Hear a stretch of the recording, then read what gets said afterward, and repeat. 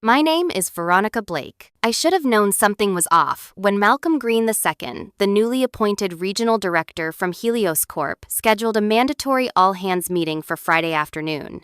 No one schedules good news for 4 p.m. in the main conference room. Still, I went. After 14 years of helping build Biogenics Labs into a name synonymous with precision and quality, I never thought loyalty could feel like a liability. I sat near the back, my navy blouse still faintly smelling of ethanol from the clean room, a notebook resting on my lap more out of habit than necessity. Malcolm's voice cut through the room like a scalpel. Due to procedural failures impacting NIH grant evaluations, Biogenics has suffered significant reputational harm, he declared, each word clipped and rehearsed.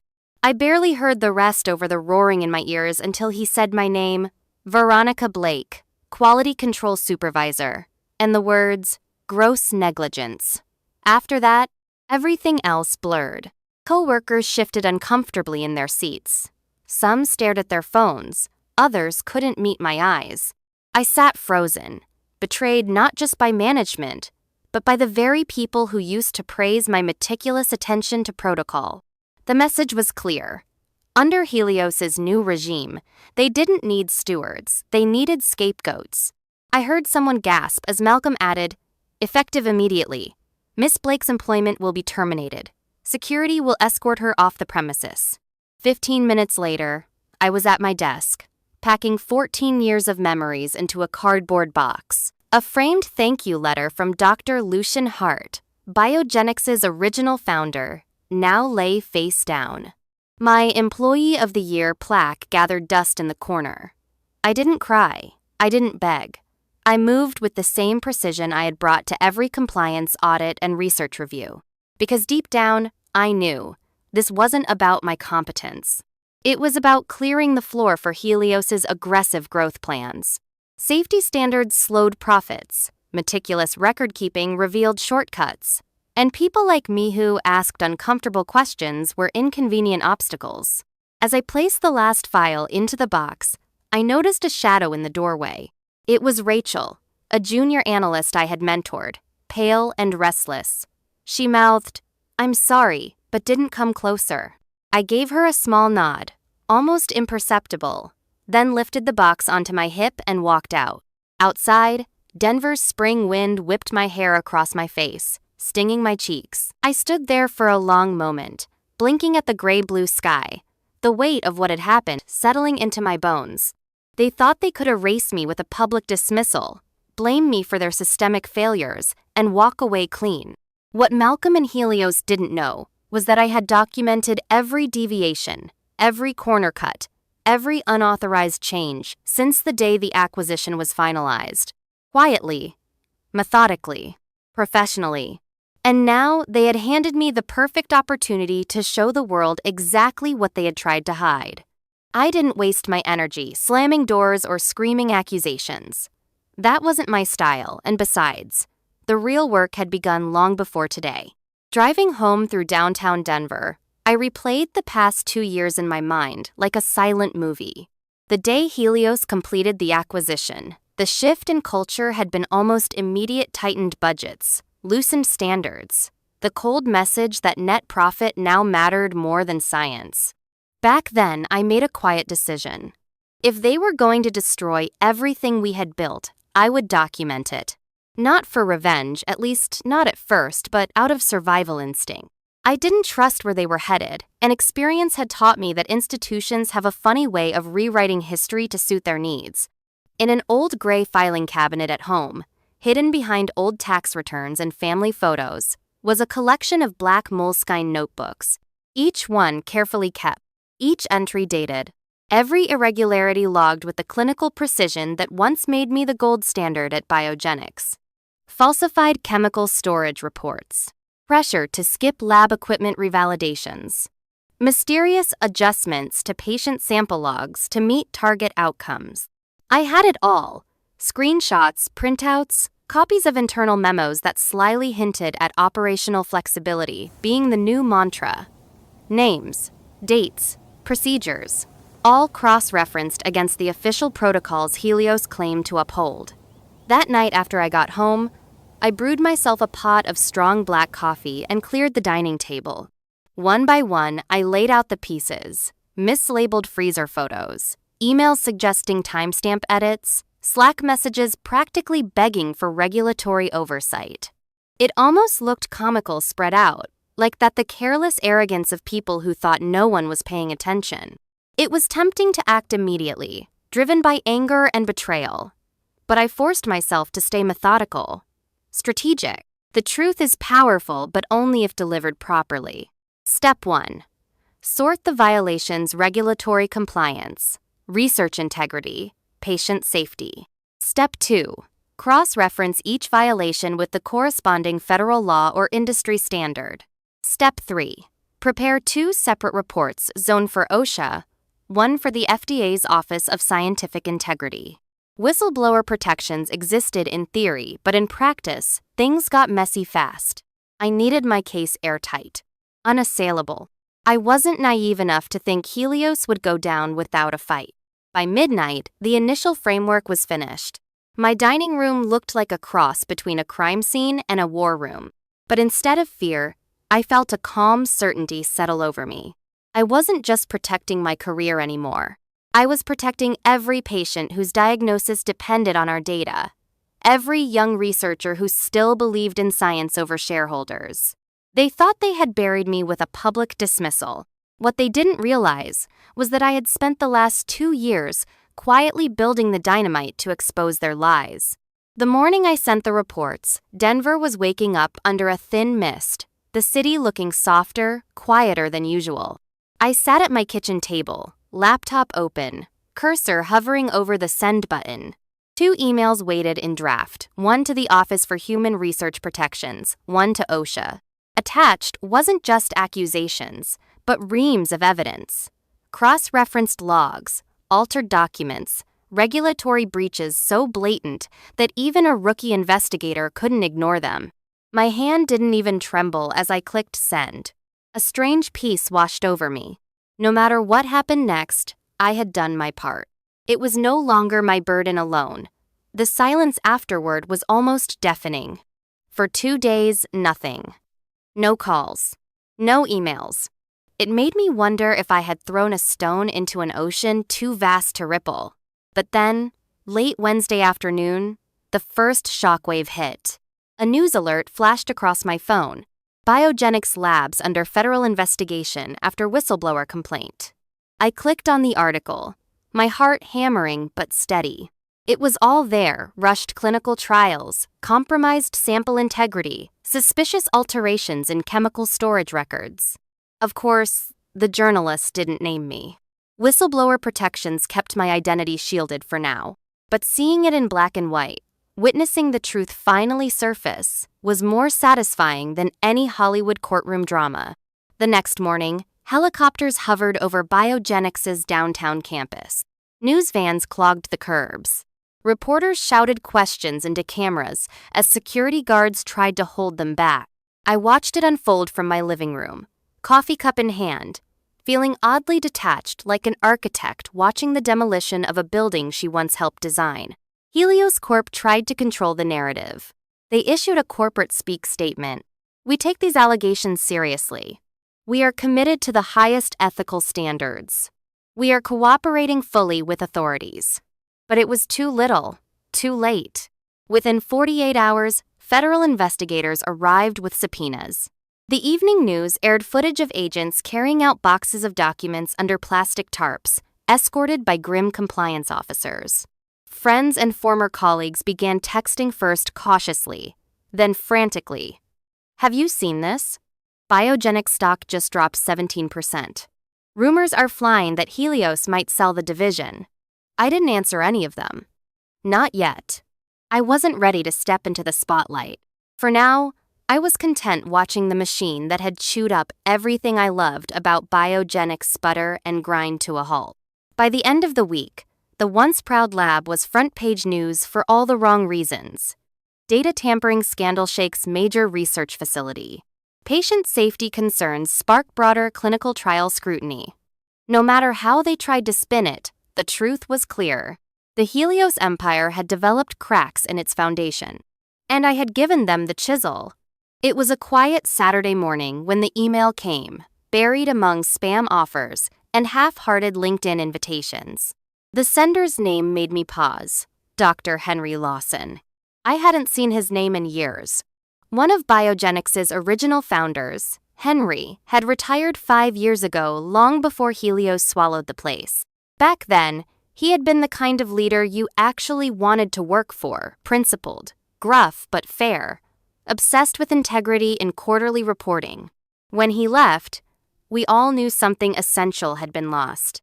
I hesitated for a moment before opening the message. Veronica, I've been following recent events closely. If you're willing, I'd like to meet.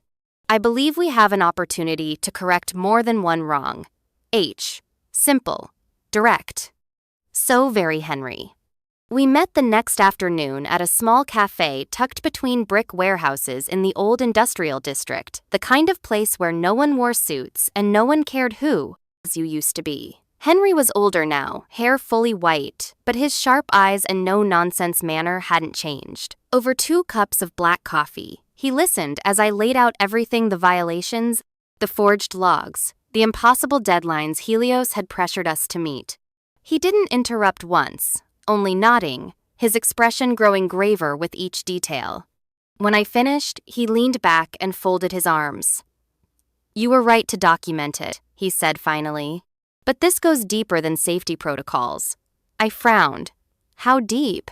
Henry slid a slim manila folder across the table. Inside were copies of early-stage trial reports I'd never seen before, raw biomedical data tied to the NIH grants Biogenics had bragged about securing the previous year. "Look closer," he said. I skimmed through then, slowed down, the hairs on my arms standing up. The data was too clean, too perfect. Statistical anomalies smoothed over with almost childish carelessness. If you knew what real data looked like, you could spot it within seconds. They didn't just cut corners, I whispered, feeling a hollow open in my gut. They fabricated data. Henry nodded grimly. Helios needed those grants to justify the acquisition. Someone inside faked trial results to make it happen. The NIH reviewers flagged some irregularities, but didn't push hard enough. Now, with the current scandal unfolding, he let the thought hang, but we both understood the stakes. If we exposed this, it wouldn't just be regulatory violations. It would be federal grant fraud, criminal charges, career-ending consequences for everyone involved. "I want to help," Henry said. "I've reached out to a few former colleague scientists with spotless reputations. Together, we can form an independent review board and bring the whole truth to light." For the first time since this nightmare began, I felt something shift inside me. Not just hope, strength. Not the kind that comes from titles or power, but real strength, the quiet, unbreakable kind that comes from knowing you're standing in the right place as the world begins to fall apart. "Let's do it," I said, my voice calm. And just like that, a new battle line was drawn. The fallout came faster than I could have hoped. Less than 3 weeks after our independent review board submitted its findings, complete with irrefutable proof of data manipulation and compliance fraud, Biogenics Labs found itself at the center of a full-scale federal investigation. The first headline splashed across every major business outlet. Helios faces scrutiny over grant fraud allegations. The next blow came from within. The Helios board of directors, desperate to salvage what little credibility they had left, fired the CEO of their biotech division, along with the entire executive team associated with Biogenics operations. It should have felt like revenge. Instead, it felt like closure. Not satisfaction at their downfall, but the quiet validation that I hadn't imagined it all that standing up had mattered, even though it cost me nearly everything. One morning, while absent-mindedly stirring my coffee, an email arrived. Subject line: Leadership Opportunity, Stanford University. At first, I thought it was spam. Some generic recruiting blast. But when I clicked it open, I froze. It wasn't a recruiter. It was Dr. Leah Wong, Dean of Applied Biological Sciences at Stanford. "Miss Blake," it read, "we have been closely following your case. Your unwavering commitment to research integrity exemplifies the values we are determined to uphold. We would be honored to invite you to discuss a leadership opportunity, Director of Research Ethics, for our entire Applied Biological Sciences division. For a long moment, I just stared at the screen, absorbing the weight of it.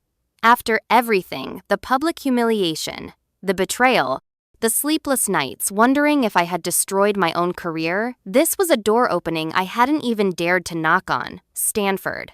Not just a job, but a mission. Not just a title, but a platform to shape the next generation of scientists before they had a chance to forget why integrity mattered in the first place. I spent the weekend thinking it over, though my heart already knew the answer. By Monday morning, I was on a flight to Palo Alto, my old leather binder and battered notebook carefully packed in my bag. The interview wasn't like the corporate interrogations. I was used tono-trick questions, no hidden trap. Just a circle of faculty and researchers asking real questions.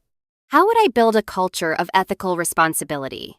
How would I protect future whistleblowers? How would I ensure the next big discovery wasn't compromised before it was even published? When Dr. Wong shook my hand afterward and said simply, "Welcome aboard," I felt something loosen inside me, something I hadn't realized had been clenched tight for years. I wasn't returning to the person I was before biogenics fell. I was moving forward, reshaped, battle-scarred but unbroken.